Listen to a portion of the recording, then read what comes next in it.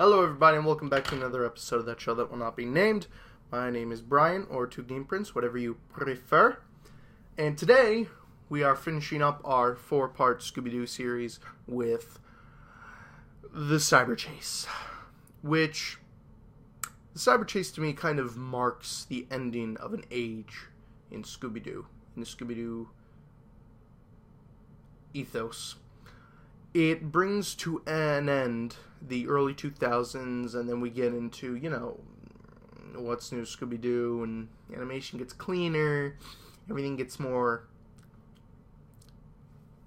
nice, neat, I don't know. I don't exactly know the word for it, but personally I think Scooby-Doo and the Cyber Chase is the last Scooby-Doo film that has any heart.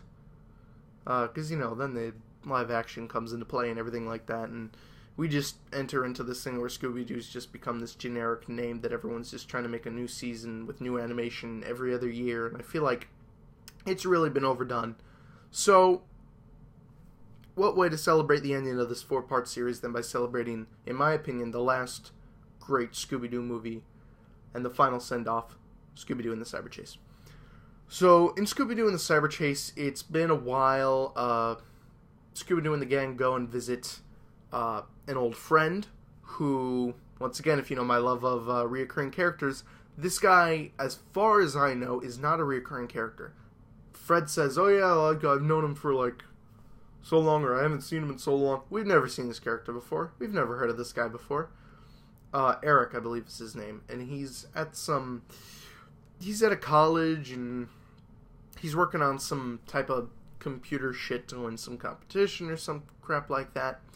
And we're introduced to his other science partner who's obsessed with baseball, and the professor whose hair is astounding. I actually really liked his hair in that movie. It's huge. Goes back. Excellent hair. This movie's pretty straightforward. Basically takes the plot of an average light novel anime.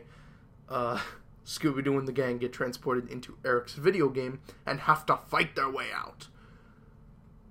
Doesn't make any sense.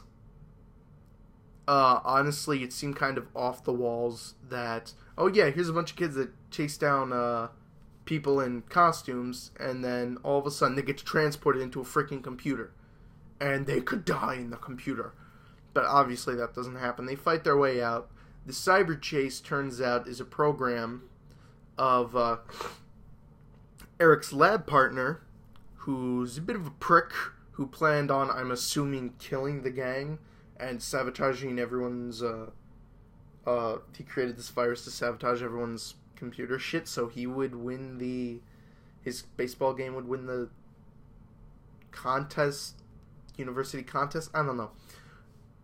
Kind of hard to follow, not really hard to follow that, just seemed kind of uninteresting because I've never been a big baseball person, so I couldn't really get into the hype of, it's one of those bad guys where it's just why?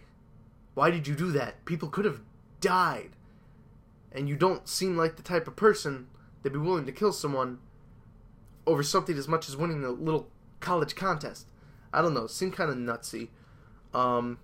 But if you were really paying attention from the beginning, Eric's lab partner, whose name escapes me, loves baseball. Hey, look at that. The Cyber Chase keeps making references to baseball. I wonder who programmed him.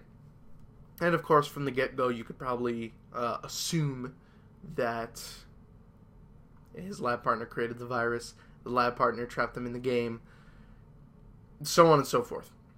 Predictable, bad guy, much like in Alien Invaders. But other than that, I really like this movie. I like how they team the new gang, because the Mystery Machine gang, I can't believe I can't talk right now. They all kind of have a new look to them, new age, new look, new everything, and they team up with old versions of them in the game, and it's kind of funny to see them interact with one another, even though the original versions are digital. It's just interesting to see them oh, I actually wore that, or I used to look like that. And that was kind of funny. But not much else to say about this particular film. Like I said, it's just in my opinion, a good send-off. Solid enough story. solid enough backgrounds, art, dialogue, everything. And once again, great music. There was this one song when they're just going through the levels, and it shows you like a montage of them just beating every level. And there's this, there's like this one song, it's like, boom, boom, digga, digga, day, all night. I really like that song. I've yet to look it up to figure it out, which one it is, but probably going to look up the soundtrack later. But once again, great soundtrack, great movie, solid dialogue, solid enough story, and probably one of the greatest send-offs to one of the greatest Scooby-Doo ages of all time. That being the late 90s, early 2000s. In case you didn't know. In case you didn't hear me the last 4,000 times I said it.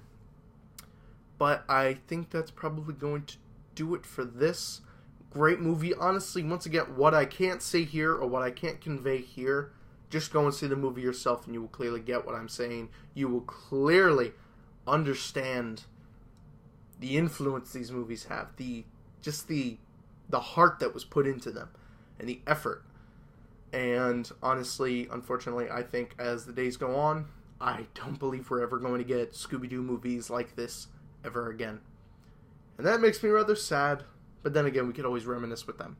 So, that's going to do it. Thank you once again for joining us, and next video I'm probably going to do a shout out to a movie I recently saw on YouTube. So, yeah, thank you for joining us, and I'll see you guys next time. Adios.